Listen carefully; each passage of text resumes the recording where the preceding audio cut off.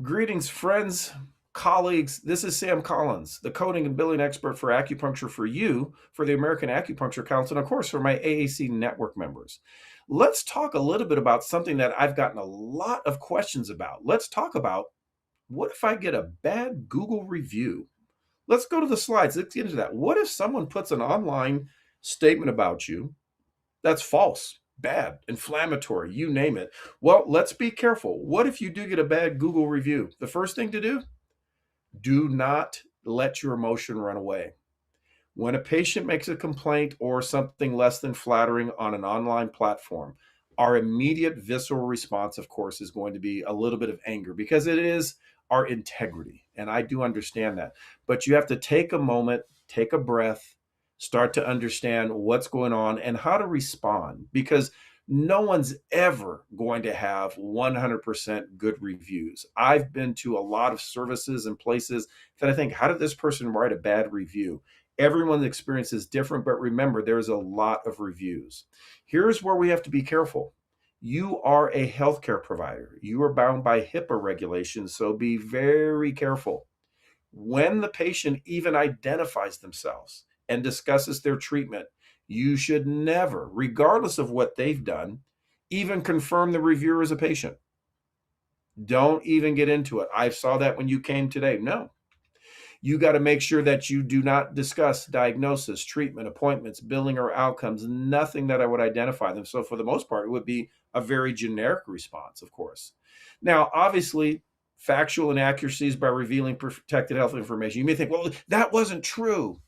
You can't correct it. Again, you've got to always remember your greater violation will be the issue of protected health information. You may have a much bigger lawsuit against you than just someone saying, I didn't like the office.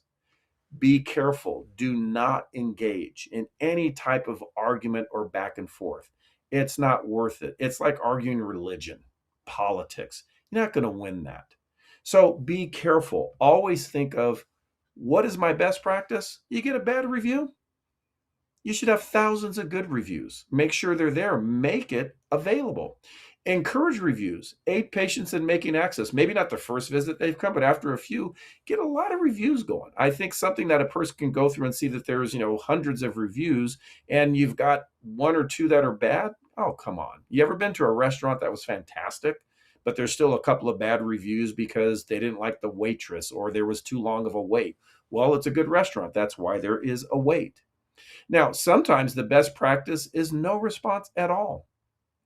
But if a review is negative but not defamatory, okay, what if the reviewer is angry and likely to continue the dispute? Not worth it. You can tell by the way they've done it. They're trying to prompt you a little bit. And realize a response may draw more attention. And all of a sudden now, instead of there being that one response, you've got lines of responses because it's gone back and forth and they're taking it even further.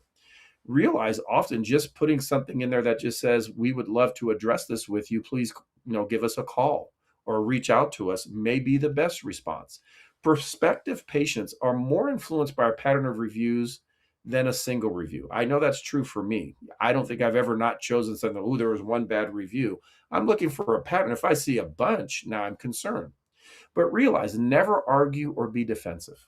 Never. Never, never. You're never going to win that. De-escalate it. Make them come to your side. When you choose to respond, first thing you do, take a breath.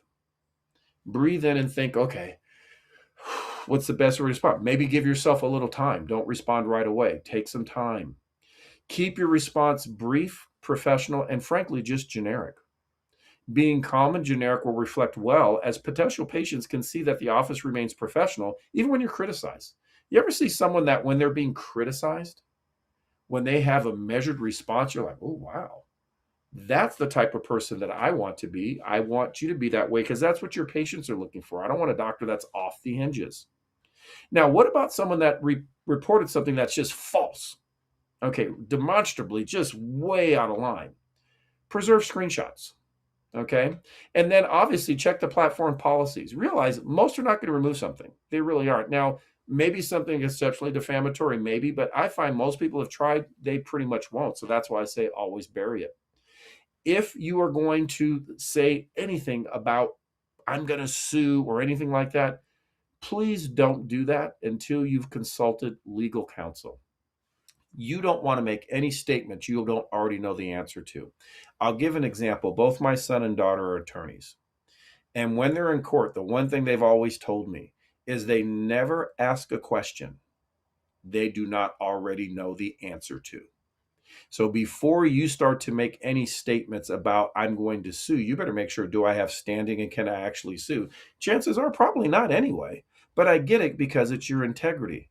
So make sure you kind of stay calm, but also make sure your staff understands too, because sometimes your staff is defensive for you. And remember, designate who's going to respond to these. Are you going to allow staff or is it going to be the doctor only? Make a rule that no employee may disclose any patient information online under any circumstance. They're not responding probably at all, but they have to follow the same rules. That responses should be approved by designated management, meaning by you. But again, I'm still going to go back, should be us. And then when legal counsel should be consulted, before you make any statements, is this something maybe I want some legal counsel? Maybe you want to check with your malpractice carrier.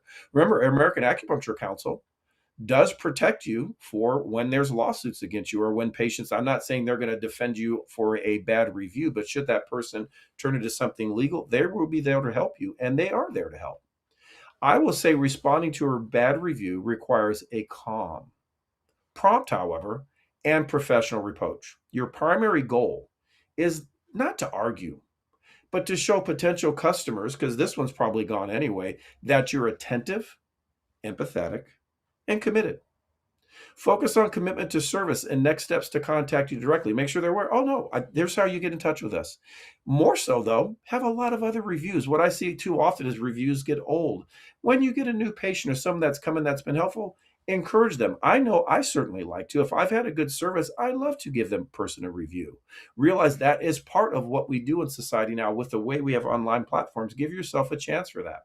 The American Acupuncture Council, myself, we're here for you. Network members, you've ever run into this, please contact me. Let's do a one-on-one Zoom. If you're not a member, think about it because we're really going to be able to help you. But wholeheartedly, we want to make sure you're successful. Your practice is always going to have challenges. We're here to meet those challenges. Until next time, my friends.